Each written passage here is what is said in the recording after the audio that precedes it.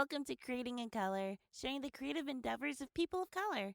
I'm your host, Kaybe, and today I'm joined with Sam, an animation production coordinator whose past projects include Dawn of the Croods, Spirit Riding Free, Kung Fu Panda Paws of Destiny, and recently released series based on the Fast and the Furious franchise, Fast and Furious Spy Racers. How are you today, Sam? I'm good. How are you? I'm good. Thank you so much for asking. I'm so excited to be here. You have a very impressive line of shows already in your roster. How did you get started in the animation industry? So I went to school for it. I went to Loyola Marymount University, got a BA in animation, wanted to and still want to be a CG artist.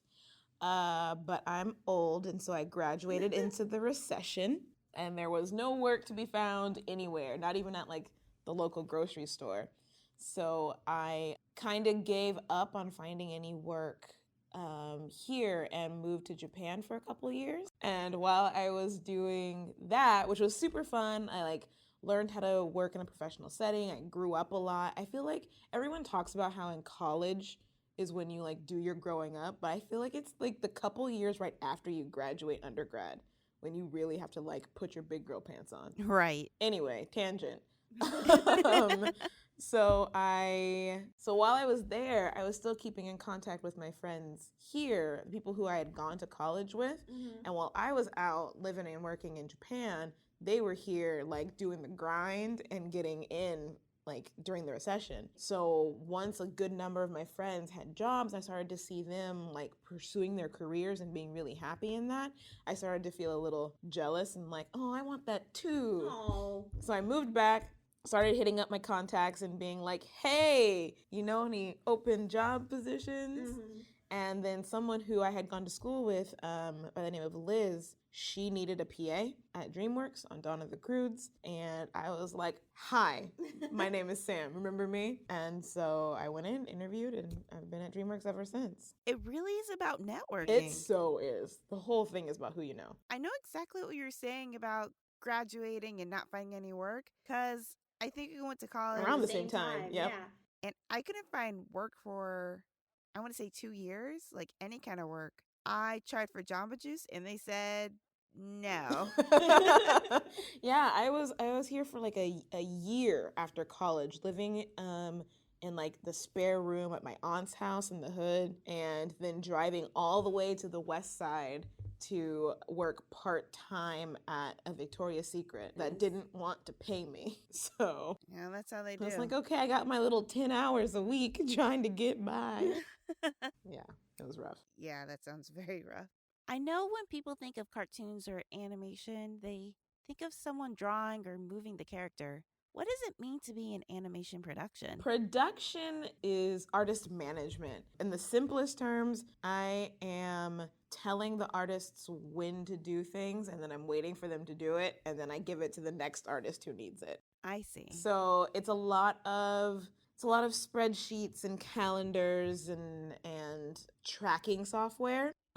But it's really the glue that holds any show together, because without a production person to keep everyone on task and on schedule and say when you need this thing and where it needs to go next, then you just have a bunch of artists making art and throwing it out into the ether and nothing's happening with it. Oh no. So production really is what helps the project move forward. Yeah. Any animated project has to go through so many different types of artists, and they have to work in conjunction with one another. So first, someone has to design the background, and then someone else has to design the character. And then if it's a CG film, then someone has to build the background, and then someone has to build the character, and then someone has to paint that background and paint that character. Then someone else is going to animate it and put the character in the background, and then someone else is going to put lights in there.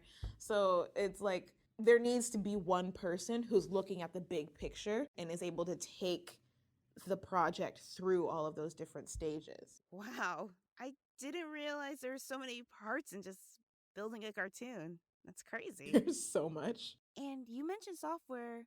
What kind of software do you use? For production or for art? Let's start with production. Yes, okay. I live in Google, so all of the different Google Drive things, not Word, Google Sheets, Google Docs, all that stuff. Up Okay. and down in there. And then there's another program that's very robust called Shotgun that is used throughout the studio. That's basically a tracking software. Okay. Would you say Shotgun is potentially the standard for the animation industry? Yes. As far as I know, most of the major studios use it except for Disney. Oh, interesting. Yeah. Okay. Maybe Disney will get on the train soon. They probably have their own, Probably. honestly. For programs to be a CG artist Mhm. or an artist in general, what programs would those be? As a CG artist, you definitely need to know Maya. That is definitely industry standard. Okay. And then if you're specializing within that, there might be some other ancillary programs to use that are very specific. And then if you're like a storyboard artist, you're gonna want to know Storyboard Pro. Okay. That's a big one that's used in a lot of places. Also, there's another one that I don't know because I'm not a storyboard artist. And then if you're a digital artist in general, like you're a designer of some sort, then you're definitely gonna need to know Photoshop. Okay. So those are like the big three. I guess it's just a part of being production. Yeah, you have to be a jack of all trades. Wow. Do you feel like being in production will help you down the line and being a better artist? Definitely. Because there's nothing more frustrating than an artist who's just there to art and doesn't care about like a schedule, because then you're there like knocking down that person's door being like, you need to hit your deadline because you're now making everyone who comes after you miserable. But as someone who has been the production person and knows how important those deadlines are, I'm not going to be the one that you have to come knocking on my door. I'll be like, here is the thing. On time or even early. Yeah, exactly. And did you always know that you wanted to go into animation? Yeah. I'm one of those crazy people that like knew what they wanted to be when they grew up from a young age and then didn't change. Oh, that's so cute. In middle school, I fell in love with anime, like you do. And I kind of just took off from there. I went to what it was like an equivalent of a magnet school. Okay. And I grew up in Kansas. So in suburban Kansas, and there was a specialty program for animation. So I started studying CG animation in high school. That's so cool. And you fell in love with CG animation from that class? Because I already knew I wanted to be in animation somehow, some way from middle school. And then I started doing CG animation in high school, and I was like, yep, this is the thing. And then I went to college, and I figured out what my specialty was, and I was like, yep, this is the thing. And I've just been doing that ever since.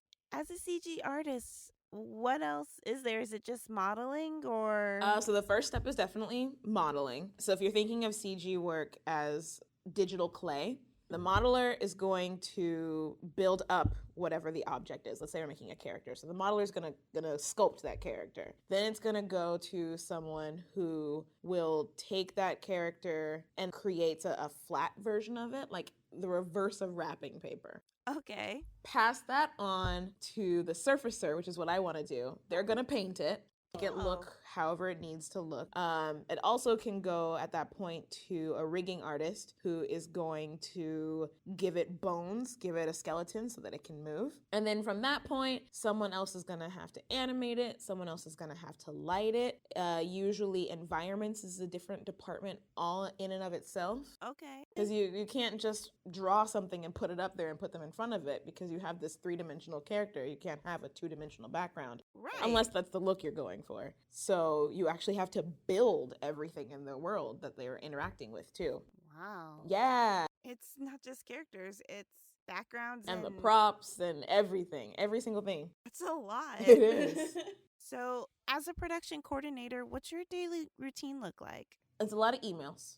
First thing, I'm going to come in the morning. I work in TV, and a typical thing of TV is that you're working with an overseas studio. For us, our overseas studios are in India, so they are at work while we are asleep. Oh. And they're ahead of us. So they have their Monday, finish their Monday, they go to bed, and then we come up and I'm like, all right, it's time for Monday. So my first thing in the morning is going through all of the emails that they've sent throughout their workday to us and start working on those. Either I have the information to email them right back, or I'm passing it along to the different artists and departments here that need to do whatever to the art that's been done overseas, they get a chance to look at it. Our leads are here. So the artists on the ground in overseas in India, and then our leads are here. So they're reviewing those artists' work.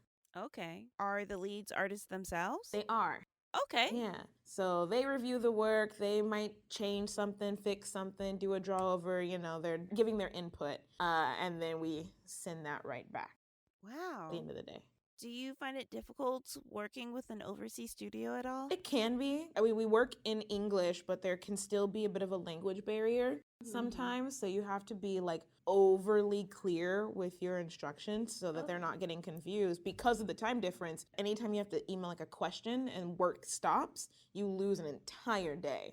Oh, wow. Right. Instead of just being like, hey, what's the answer to A, B, and C again? Like, you have to send that in an email and then wait 24 hours. So that can be a little bit of a hurdle. And otherwise, no, I think it's just keeping in mind that the time difference and the cultural/language barrier. So, if I wanted to pursue a career in animation production, what kind of roadblocks would pop up at me? Either to break into the industry or even on the job. Trying to get in, like we said before, you need to know somebody. The entertainment industry in general is just like that. And as much as it sucks, it's true. And so if you are wanting to get in, and production is an entry-level position. No matter what you're trying to do within the animation industry, getting in as a PA is a really good way to like get your foot in the door and start to get to know the people that can get you where you really want to go.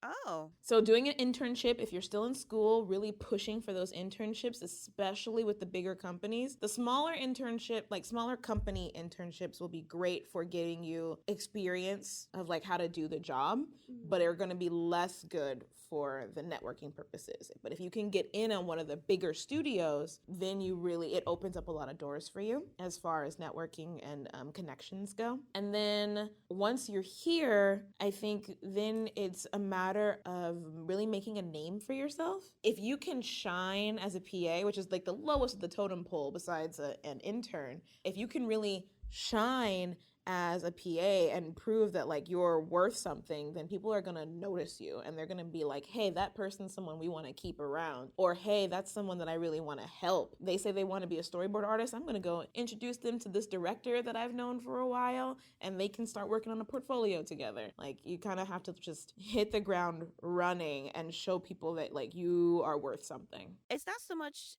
about being in the job that you want to be, but doing the best job that you can in the job that you are, regardless of position. Yeah. And that's very important to be successful in this industry. Yeah, don't get there and be like, cool, I'm a PA, but I'm just doing this until I can get my storyboard job. Right. Like, go and be a damn good PA, because then people will be like, oh, this person is legit. Let me talk to this person and see what they really want to do. And obviously that's working well out for you because you started as a PA. I did. And you worked your way up to a coordinator. I did. That's amazing. Yeah. And obviously they want to keep you around. Yeah, I've been on several shows at this point, and besides the first one that I interviewed for, I've been headhunted for every other position. So you mentioned you grew up in Kansas. What was that like, being a woman of color? Suburban Kansas was an absolutely amazing place to grow up. I literally found my hometown and then the town that my school district was based out of, both in the top 10 of like best cities to grow up in America. Oh. Yeah, both cities in the top 10. Oh my God. So it was an absolutely amazing place to grow up in, and it was very random that I ended up there. That being said, it would have been a lot better if I were straight and if I were white. Oh. But yeah, I have no regrets of my upbringing, but I did turn 18 and immediately moved back to LA and have barely gone back since. You still have family out there? Only my mother. So I was born here. My whole family is here. Okay. My mother's job relocated us out there when I was young, which is why I went to school out there. Okay. Mm-hmm. And so since I turned 18, I was like, cool, going back now. And so on holidays and stuff, it makes more sense for my mother to come here to her family than for everyone to go out there to her. Yeah. So I've probably only been back like 3 times since I was 18, maybe 4. Seems like you had a good time there and good experience and good school. Yeah. It must be nice because your mother's still there. Yeah, it's got its perks. It's not horrible. Like, I'll defend my hometown, but also I don't need to live there. I got you. I feel exactly the same way. Yeah. I grew up in a very small suburban area myself and stuck out like a sore thumb. Mm-hmm. I don't really need to go back there. Exactly. Exactly. Love it there. I still have family out there. Just can't live there. I get it. What was it like living in Japan? So many people want to do that, and you got to do that in the way that your younger anime self always desired. I mean, that's exactly why I went. I was like, this is not working. I can't find any work anywhere, but I've always had this dream of doing this thing, so let me just make that happen. And it was absolutely amazing. I learned and grew so much during that time. I became fluent in Japanese. I had been studying it since high school, so I didn't just like magically become fluent in 3 years. But I did like solidify my language skills while there, which was great. Made some amazing friends, traveled all over, not only all over the country, but since the country is small, there's like a lot of other places that you can get to pretty quickly. Wow. So I went to China and South Korea as well. What? For like vacations. As far as living there goes, like the work was, I was teaching English. I loved the kids, hated the company. Not because of that company in particular, but because Japanese business culture is just like the complete opposite of American culture. And I had a really hard time assimilating to that. It just didn't work for me. What are the differences that you noticed? The major one is like Americans are all about exceptionalism, right? Like you've got to be the best. And we teach you like you're special, you're a unique snowflake, you have something to contribute to society. Right. Japanese culture is like we are stronger together. To stick out is to make us weaker. So you want to I want to say stay in your lane, but it's not that's just me projecting negativity onto it. It's more like to be a homogenous unit is to be strength. And so it's a lot of like, your job is your role. You stay in that role. You don't step out of that box. So coming from the, you're exceptional and everything you have to say is valid to, that's not your place, don't say anything, was just a hard swap for me. That sounds difficult, but also sounds like it was a great experience. It was. I grew a lot. Do you feel you grew artistically as well? Just being in a brand new surrounding. I know sometimes I draw a better picture if I sit at a different desk than my other desk. Honestly, that time for me was kind of like a pause on my art. I would dabble every once in a while, but I didn't really work on anything while I was there, which is why when I started to see my friends and the people I had gone to school with starting to like progress in their careers, I was like, oh yeah, I miss this. I need to go back. Otherwise, I probably would still be there now. It's good to have those pauses, I would say. I feel like it's a good time to reflect and grow, and because it's not just about growing career-wise or skill-wise, but also you yourself as you are and giving yourself the opportunity to do that. Yeah. That's amazing. Yeah, being an artist is definitely about having life experience to pull from as inspiration.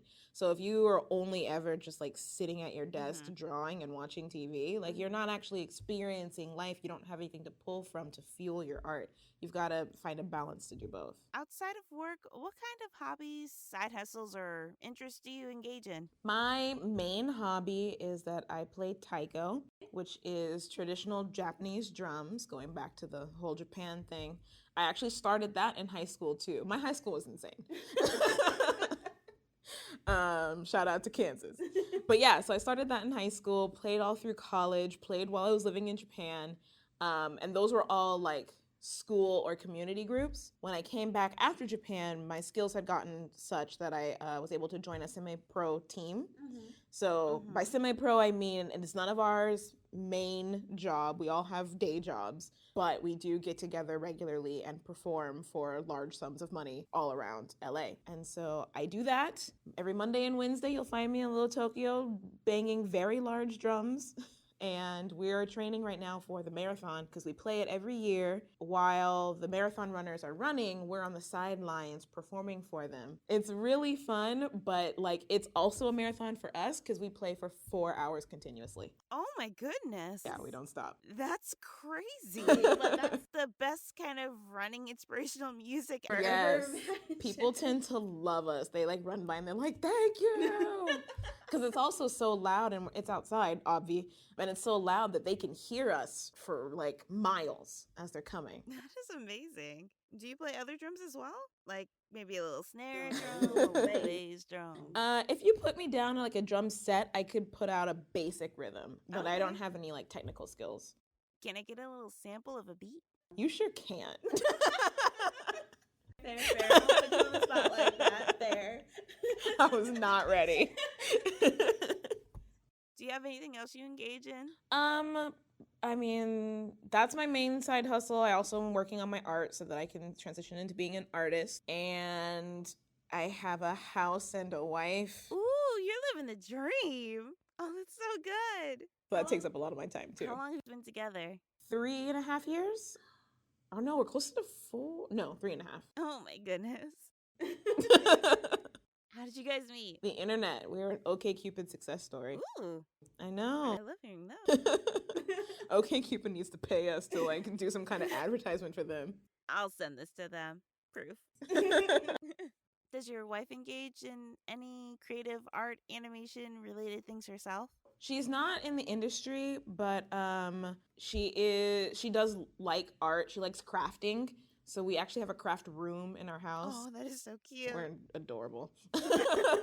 But yeah, so we both love to craft, and she was actually a theater major in her undergrad. Oh. Yeah, and like completely switched after that, but that was where she started. So What is she doing now? she's an occupational therapist. Oh, that's quite the switch. Quite the switch. It makes sense though, because she works with children with autism, and she did a study abroad in Germany working at a theater for children with disabilities. Oh. And so she was like, oh, hey. I love it. That's so good, and she's helping. I know. I'm always like, you're saving the world, and I'm drawing pictures and making fart jokes. But then she's like, no, you're creating the distraction, like the 30-minute distraction that mom needs so she can cook dinner. And I'm like, okay, that's fair. That's a very lovely way of putting it. Sam, you are very proud in who you are and an advocate for injustice to encourage others to be proud of who they are. Can you tell me about queer or trans people of color unique issues that those outside of the groups may not understand or experience? You're talking specifically in animation or in general? Or both? Both. Okay. I think actually the answer's the same for both now that I think about it. Especially being in the liberal bubble that is LA. Mm-hmm. You don't have to worry about a lot of out and out prejudice as a queer person or a person of color. But there are the microaggressions. And if you don't know, microaggressions are small, like innocuous almost, acts of racism or prejudice that the perpetrator has no idea they've done, but the person who's affected by it feels a type of way about it. Right. And then that builds up over time because that person is feeling a lot of those from many different places. So the microaggressions. An example might be I just got married and I might like say that offhandedly or like say something about being married, and then someone will immediately assume like, oh yeah, so what's your husband's name? Right. And like that assumption from that person, that doesn't mean anything. They're not trying to be hurtful. But on my end, it's like, well, damn, okay, now I have to go through the whole rigmarole of being like, actually, I'm a lesbian. I am married to a person that is assigned female. So, like, here's a whole thing. I think dealing with that kind of thing in the workplace or in life in general is something that queer and people of color and queer people of color have to deal with, living in the liberal society that we do. But you have also experienced this within the animation industry? Yeah.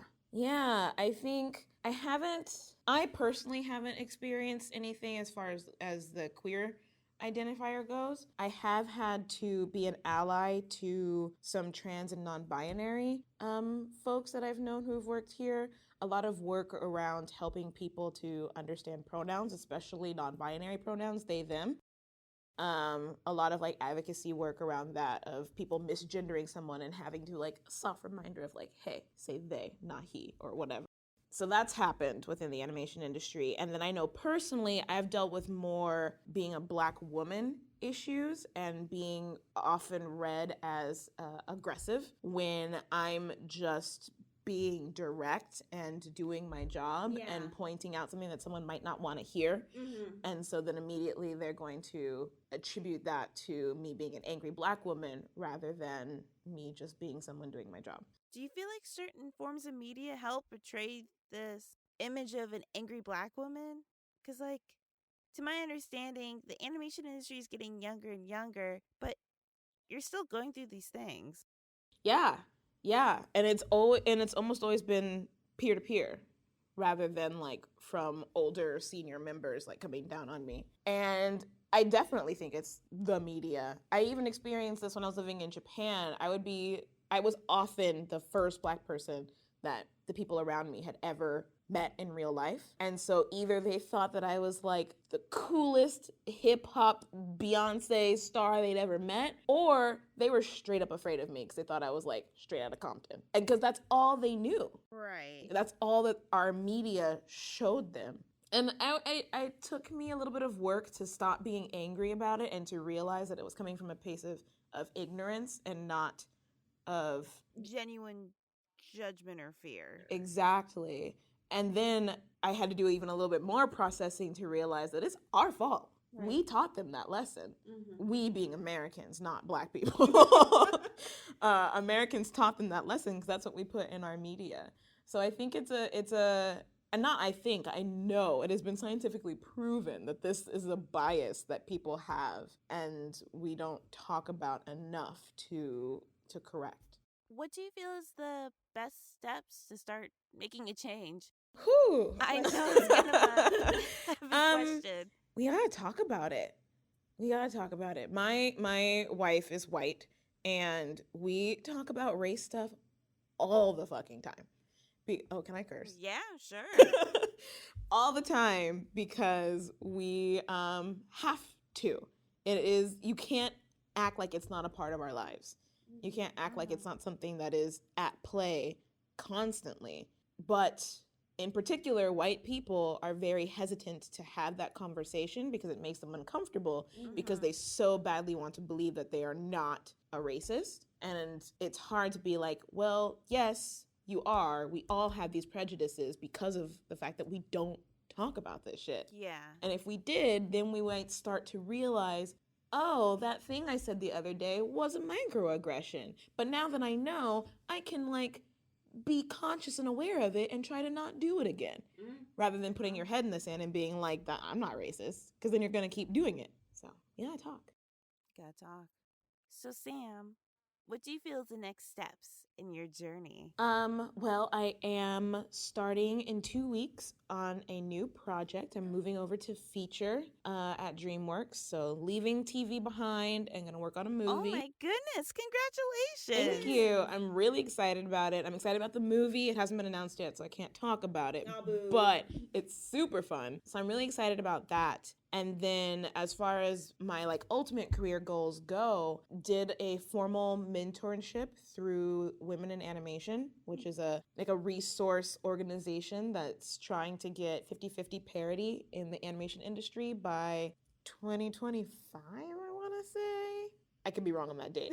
But that's what their goal is. So they had mentorships through that, and I did one, and I grew a whole lot doing that mentorship. I also have a couple informal mentors and people who I reach out to for help on my portfolio work, and the general consensus among them is that my work is hireable at this point, and so it's not a matter of if, but when, Okay, which is real nice.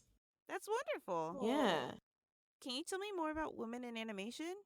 I didn't realize they had a mentorship program. Yeah, so Women in Animation they have some events that you can join without being a member, but then there's also a membership fee that you can join. It's lower for students. And then there are all kinds of exclusive events that they do. So there's networking events, there's like panels, there's screenings, and then they have a group mentorship program for people who are still in school or have just recently graduated. And then there's the one-on-one mentorship program, which is what I did, who are for young professionals, so people within their first, I think, 3 to 4 years of being in the industry. Okay, Yeah.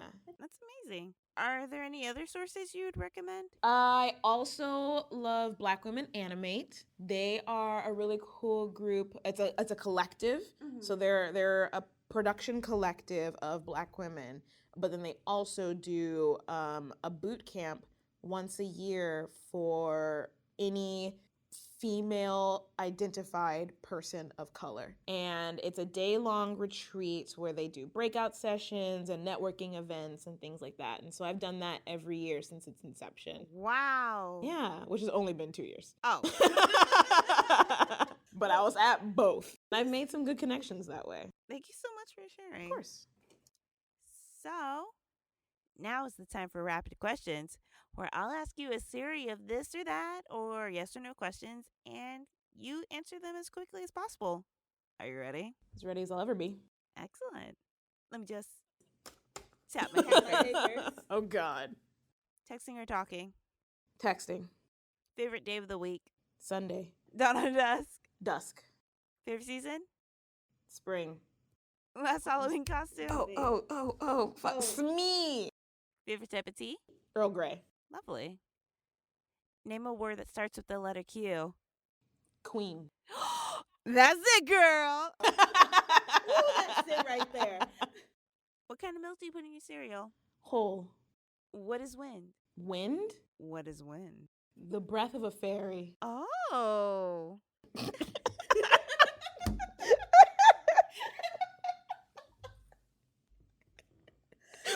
Oh my Thank you so much, Sam, for speaking with us today. It's been a pleasure. I hear you have a new art Instagram. Do you mind sharing it with us? Sure. It is SamG_CG. SamGCG. Oh my goodness, I love that. Please follow Creating in Color on Instagram and Twitter, and feel free to submit any questions for upcoming guests through our social media or creatingincolorcast@gmail.com.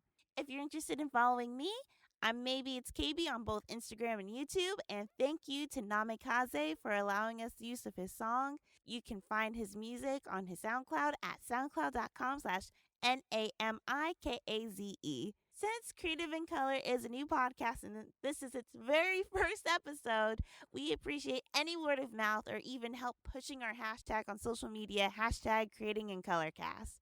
Before we wrap up, do you have any departing words of wisdom for everyone listening?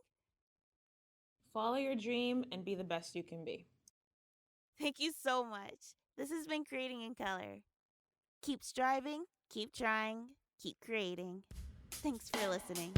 Bye.